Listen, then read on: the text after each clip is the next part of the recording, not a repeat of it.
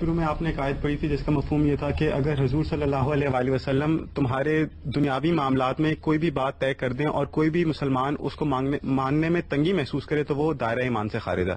اس کے بعد آپ نے ایک حدیث بھی پڑھی صحیح مسلم کی کہ تم اپنے دنیاوی معاملات کو بہتر جانتے ہو۔ ایک طرف تو دنیاوی معاملات کے فیصلے کو تسلیم نہ کرنے پر دائرہ ایمان سے خارج کیا جا رہا ہے، اور ایک طرف یہ کہا جا رہا ہے کہ تم اپنے دنیاوی معاملات کو بہتر جانتے ہو۔ یہ باتیں دونوں پیرلل کیا ایکسیپٹ کی جا سکتی ہیں؟ یہ دونوں باتیں بالکل الگ الگ ہیں۔ دیکھیے، ایک یہ ہے کہ دنیاوی علوم کا دائرہ کیا ہے، اس میں پیغمبر کیا کام کرتا ہے، ایک چیز یہ ہے، اور ایک چیز یہ ہے کہ میں اور آپ اپنا کوئی نزاع، کوئی جھگڑا لے کے حضور کی خدمت میں چلے گئے اور اس کا آپ نے فیصلہ سنا دیا۔ یہ دو الگ الگ باتیں ہیں۔ وہاں یہ دوسری بات زیر بحث ہے کہ میرے اور آپ کے درمیان ایک نزاع ہو گئی، ایک جھگڑا ہو گیا، زمین کا جھگڑا ہو گیا مثال کے طور پر، ہم اپنا مقدمہ لے کے حضور کی خدمت میں چلے گئے، تو حضور کے فیصلے میں اور ایک عام قاضی کے فیصلے میں زمین آسمان کا فرق ہے۔ ایک عام قاضی کے فیصلے پر ہم جزا فضا کرتے باہر آ سکتے ہیں، ہم کہہ سکتے ہیں غلط فیصلہ کیا ہے، لیکن حضور کا فیصلہ جو ہے اس کو سر تسلیم خم کر کے مانا جائے گا۔ یہ ایک چیز ہے۔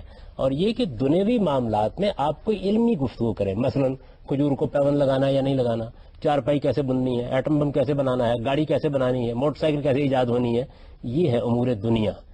وہاں فیصلہ کرانے ہم چلے گئے اور حضور نے فیصلہ کر دیا ہے۔ نبی کریم صلی اللہ علیہ وسلم تو مدینۃ العلم ہیں، تو وہ ان کا علم کل ہے، تو دنیاوی اور دینی معاملات میں اتنا فرق کیوں رکھا گیا؟ ان کو تو ہر چیز کا علم ہے، اور وہ اور مسلمانوں کو سائنسی علوم بھی ان سے ملنے چاہیے تھے، اور ان کو مطلب طب اور جو مختلف علوم آئے ہیں اس سے زیادہ مطلب اس میں کسی قسم کا اختلاف نہیں ہونا چاہیے۔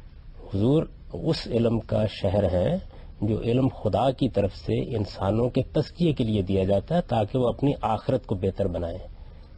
اللہ تعالیٰ جب العلم کہتے ہیں قرآن مجید میں، اور یہ کہتے ہیں کہ تمہارے پاس اس قرآن میں العلم آ گیا ہے، تو اس سے مراد وہ علم ہے جس علم کا آپ نے اپنی آخرت کو درست کرنے کے لیے استعمال کرنا ہے۔ ہر چیز صحیح جگہ سے حاصل کرنی چاہیے۔ آپ نے اگر مکان کا نقشہ بنانا ہے تو قرآن سے نہ دیکھیے، کسی انجینئر کے پاس جائیے۔ آپ کو اپنے بچے کا علاج کرانا ہے تو آپ حدیث کی کتاب اٹھا کے نہ دیکھیے، ڈاکٹر کے پاس جائیے۔ اور اگر آپ کو اپنی آخرت کو سنوارنے کے لیے ہدایت پانی ہے، اپنی دنیوی زندگی کو پاکیزہ بنانا ہے، اپنے اخلاق کی تطہیر کرنی ہے، اپنے خدا کی خوشنودی چاہنی ہے، تو آپ اللہ کی کتاب کے پاس جائیے۔